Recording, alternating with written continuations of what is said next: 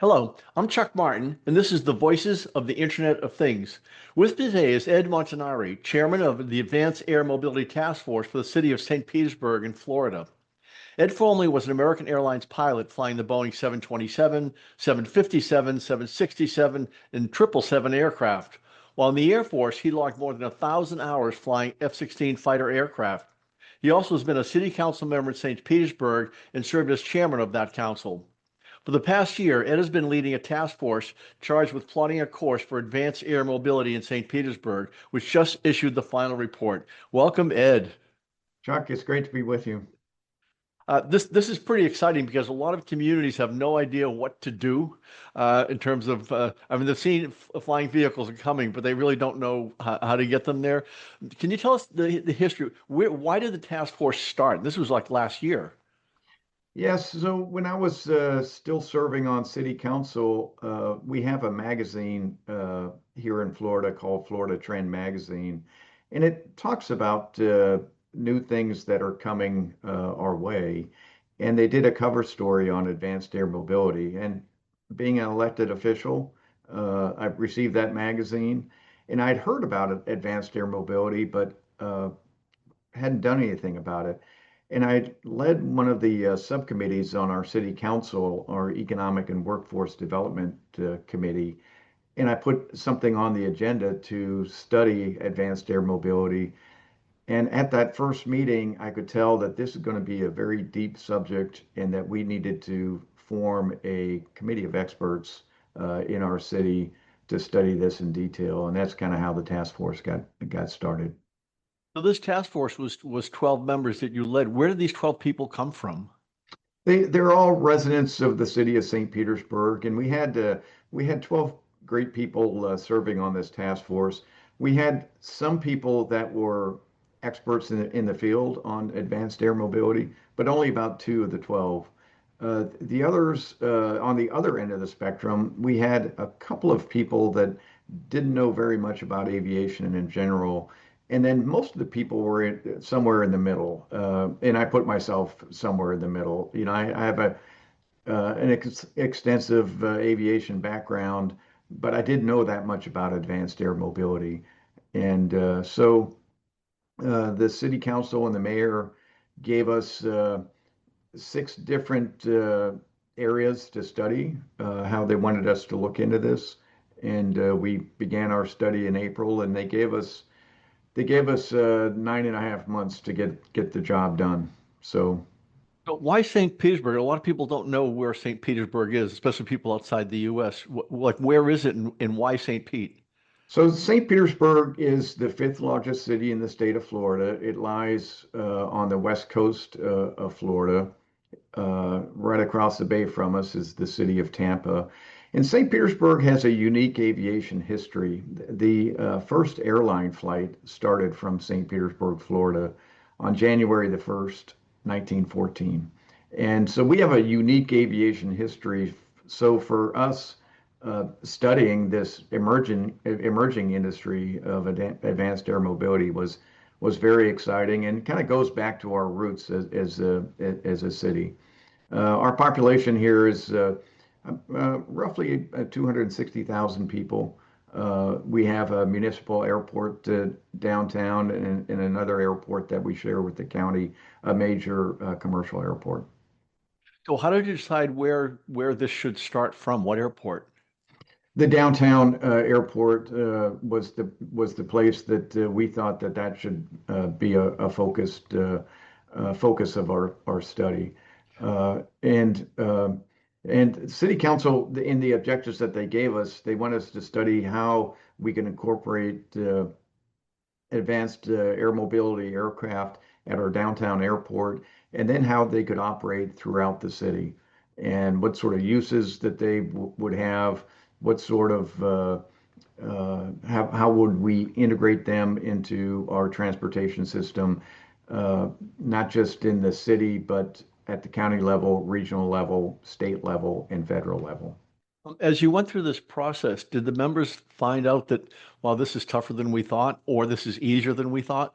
No, it was a learning experience for all of us. At our first meeting, I was elected chair of this task force.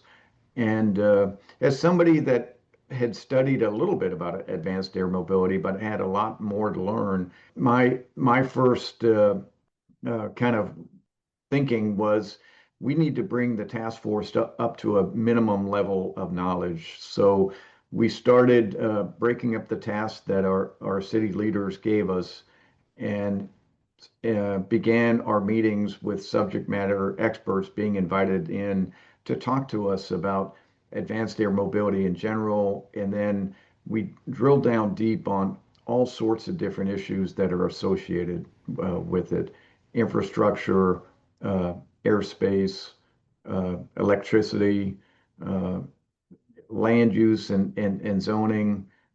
We also got briefed on what the federal government's doing with the FAA. We got briefings on what the state is doing, and the state of Florida has been a real leader in this space. So we spent about the first half of our time allotted just bringing everybody up to a minimum level of knowledge.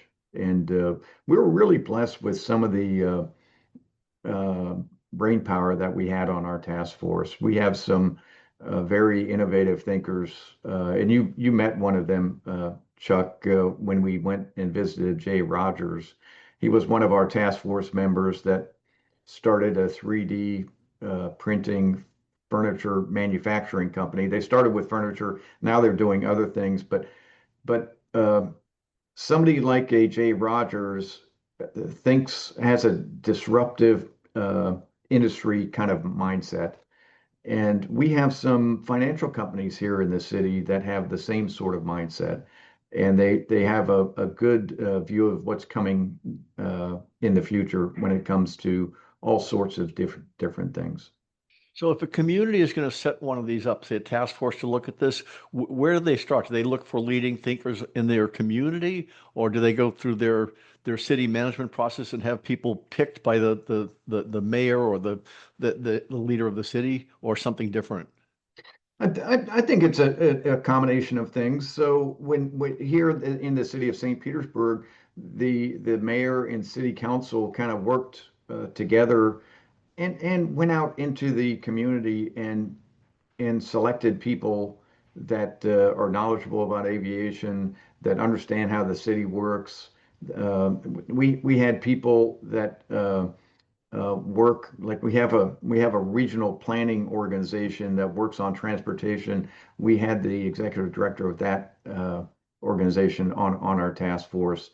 We have an innovation district in the city of St. Petersburg. We had that member on our task force. We had a expert in our local airport uh, on the task force. The airport manager was there. So I thought the mayor and the city council did a very good job of kind of appointing a good group of innovative thinkers that covered all kinds of different things in a large, diverse city like the city of St. Petersburg. So how long did it take, and how long should it take? How long should a community allocate for time? Because this is a moving river. You have to jump in at some point. Yes, it absolutely is. I've served on other task forces before in my public service. I thought the time frame that they gave us 9 months. We extended by about two weeks beyond that, but I thought that was a good length of time. At some point, you need to kind of get the work done and get the objectives filled and kind of move on. You just can't study things for forever. So I like the 10-month time frame. And one of the recommendations that we have going forward, we made some recommendations for infrastructure at our local airport, and now it's time for the city leaders to kind of take action on the recommendations that the task force put forward at the airport and around the city. And once a task force report or any kind of study like this gets delivered to a community, what causes things to occur as opposed to just sitting on a shelf? Right, that's a very good question because you don't want all the time. an effort to go into a study that just ends up on a shelf someplace and nobody takes action on it. So we put some teeth in the report that immediately some things needed to happen. This follow-on study of specifically where the infrastructure needs to be at our airport needs to get moving right away. Uh, we also have some kind of holes in our city code when it comes to land use and zoning. And I'll give you one example about it. So, because of this technology just being emerging, we don't have any code. If somebody wants to build a vertiport on top of a building, for example, in St. Petersburg, we don't have anything in our code. So if let's say the owner of a condo comes to the city and says, "Oh, I want to put a vertiport on the top of my condo. How do I start?" And we need that process in place. So. But another, you brought up a very good question. And so last week I was in front of City Council presenting this report, and a lot of City Council members wanted to know, so what are the next steps? Because they don't want to see this report just be put on a shelf someplace and action not taken on it.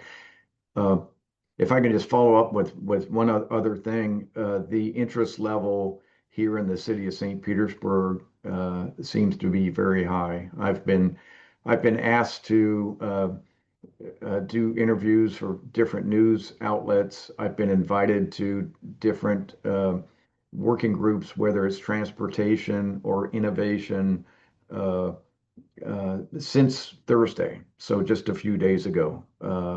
And I have a feeling that that's going to continue.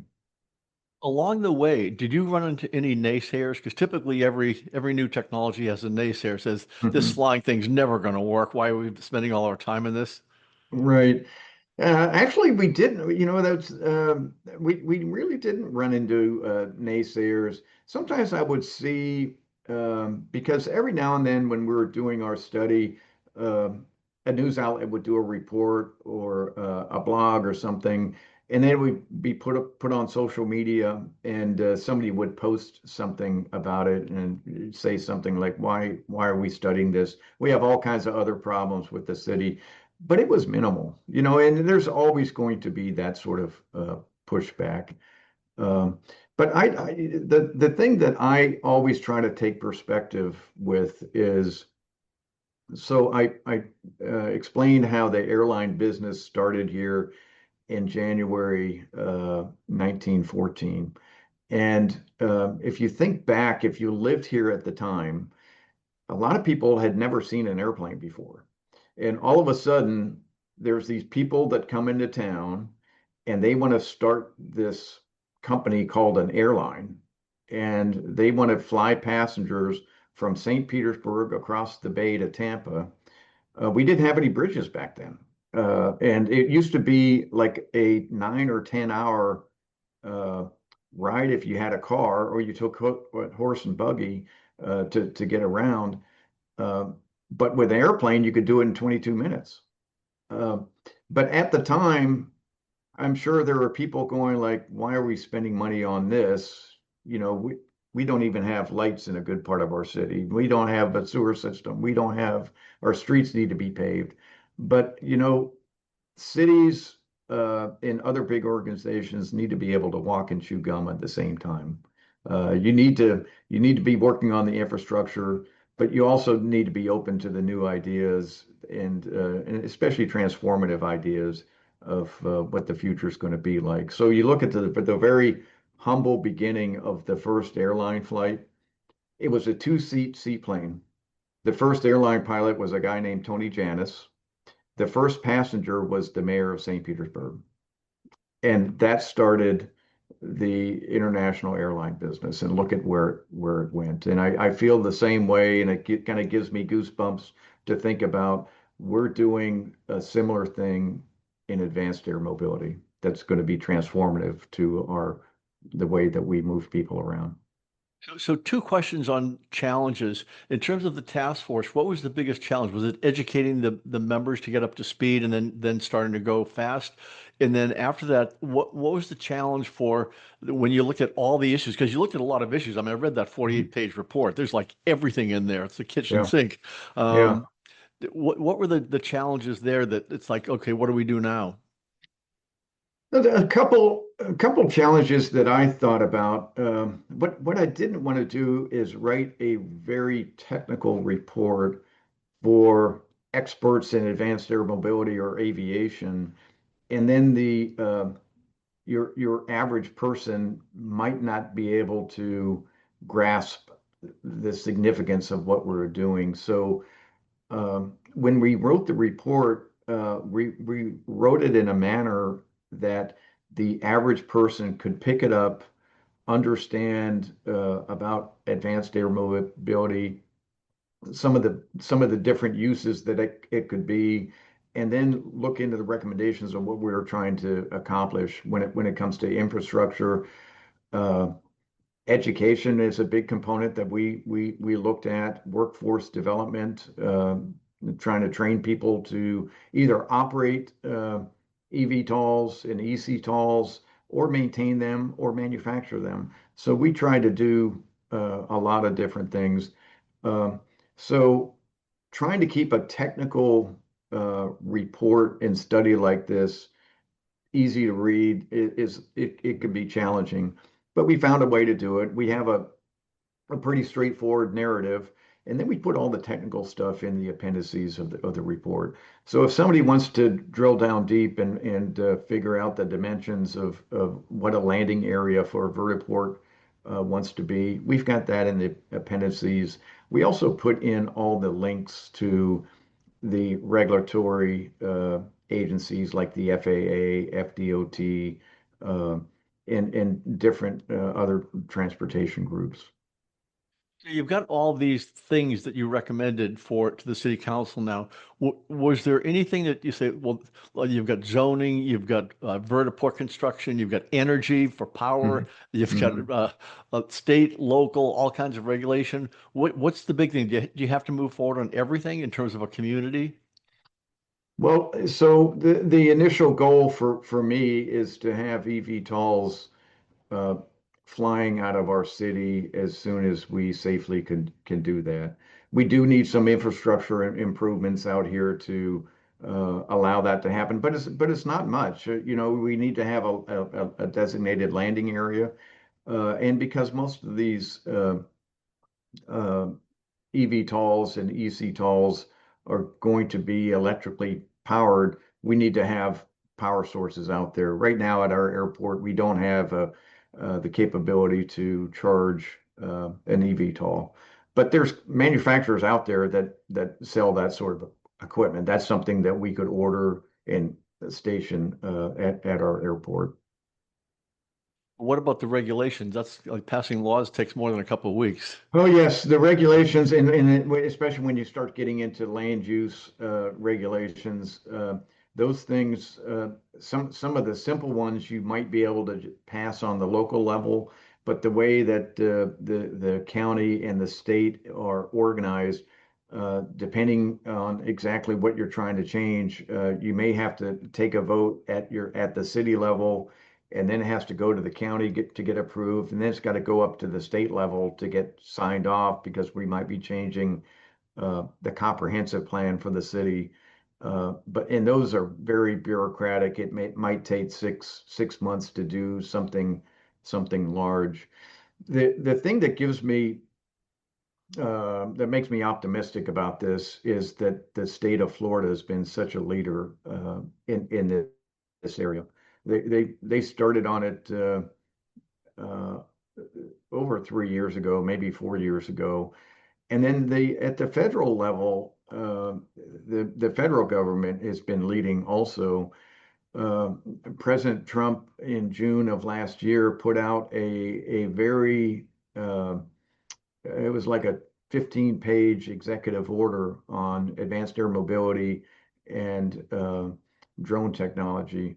and the president and his cabinet, his secretary of transportation, they want to make sure that the United States is a leading country when it comes to this technology. And so I'm I'm happy that at every level of government here, federal, state, and local, people are studying this and taking it seriously. So when you started this process, did it start and end the same way you thought?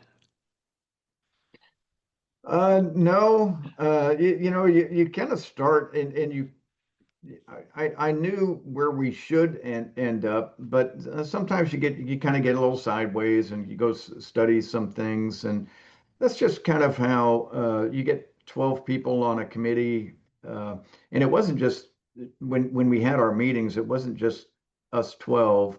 We had city staff, we had city attorneys, we had a consultant to help us out. And my job as chairman of this task force was to try to keep us kind of on track without going down a whole lot of rabbit holes, on either way. It's easy to get really distracted and go off in some different area. Um, I knew roughly where we should end up, but we had a great group of people that served on the task force, and we were supported by great staff, and we had a very good consultant also. So was the process like herding cats? I mean, just trying Yes, to keep it focused. yes, it is. Yes, it is. And when you get 12 people together, sometimes we would want to have the meeting start at a certain time, and people are running late from work because this people are all volunteers, and or there'd be traffic or weather or something like that.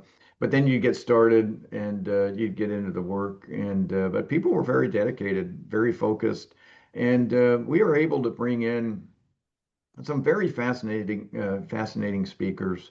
One of the speakers, and I won't go through all of them, but one of the speakers, we have a company here in town, a financial company that's called ARK Invest. Oh, they're And well known. yes, they're very well known. Uh, and the owner of that company is on CNBC frequently. And she talks a lot about disruptive technology, whether it's autonomous vehicles or robotics. They're big into pharmaceuticals and that sort of stuff. But we brought one of their people in to give us a briefing on the aircraft manufacturers. And there's so many in this space, you can't. We just didn't have the bandwidth to bring everybody in. But the person that brought in was an expert in the field and kind of gave us a good background on the major players, some interesting things that other manufacturers are doing, uh, not just here in the United States, but around the world. And we also got briefings. Uh, the country of China is doing a whole lot in this space, but he was able to kind of talk about what they're doing right now in with advanced air mobility.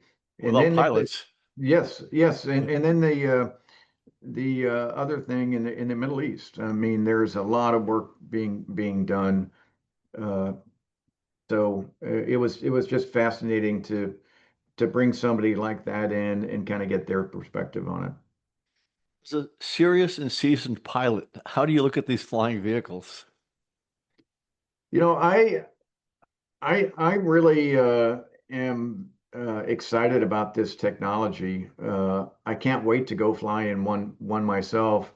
Uh, I was with you a few months ago in Las Vegas for the Consumer Electronics Show, and I got to ride in a autonomous vehicle that Amazon makes called a Zook, and it was fascinating and we went on like a 15-20 minute ride around downtown Los Angeles in during rush hour, and it operated just it was amazing. It was smooth, it was safe, never felt nervous or anything like that.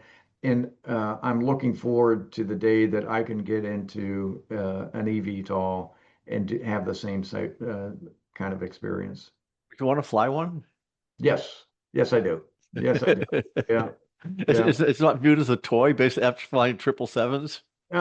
Yeah, it's kind of a different aircraft. I've got a very long aviation background. I started flying when I was in high school when I was 16 in a Cessna 150, single, a single engine, two-seat trainer. And then the biggest airplane I flew was the Boeing 777. That we had the stretch version at American Airlines that seated over 300 passengers. But then in the military, I got to fly the F-16 when it was brand new. And so I've flown like a very diverse range of aircraft. And this is just another aircraft that I'd like to get some time in. So for a community that's like a St. Pete that didn't ha I mean it's obviously innovative, but a community that hasn't started yet and they're looking at flying vehicles and we should do something. What advice would you give them now that you've done it? I would do something similar to what we did here in the city of St. Petersburg. I put together some group and you don't have to do a full-blown task force and take 8, 9, 10 months to do it. You could start off with like a tabletop exercise. That's what some major airports throughout Florida have kind of started, just starting the conversation. But I think that the most important thing is to start. If you don't start, if you put it off, the technology is coming. And so uh, cities and communities, you're either leading on things or you're reacting to things. Usually reacting to things is not the way to go. You need to be prepared. You need to know that life is going to change and you want to keep up with this technology.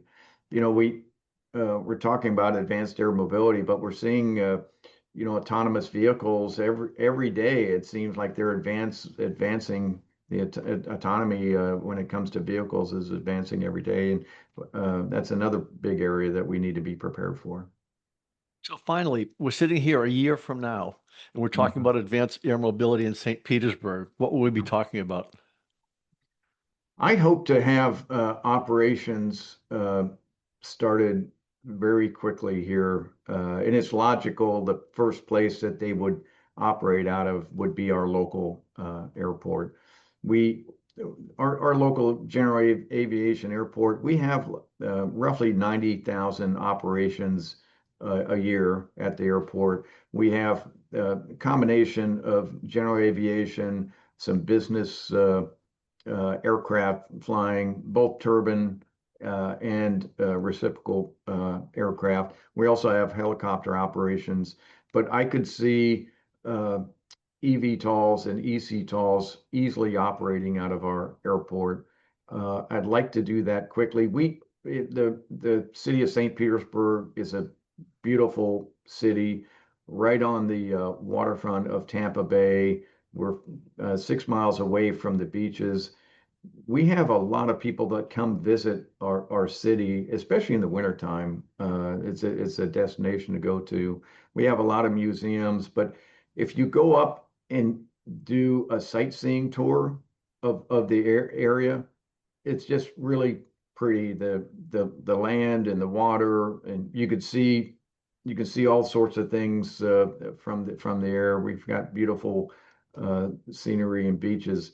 I could see sightseeing tours starting up very quickly in eVTOLs right out of our local airport. And then we also are a fast-growing community uh, with a lot of vertical development. And I could see some of these condos that we have, the owners of the condos saying that they want a vertiport on top of their building so that they could avoid traffic and get easily from one point to another. So uh, I think very good things are going to happen, and I'm glad that we got started. And I'm glad that the report that our task force put together was so well received by the elected leaders of our city. Well, I look forward to that conversation. Thank you so much, Ed, and thank you all listening to the Voices of the Internet of Things. I'm Chuck Martin.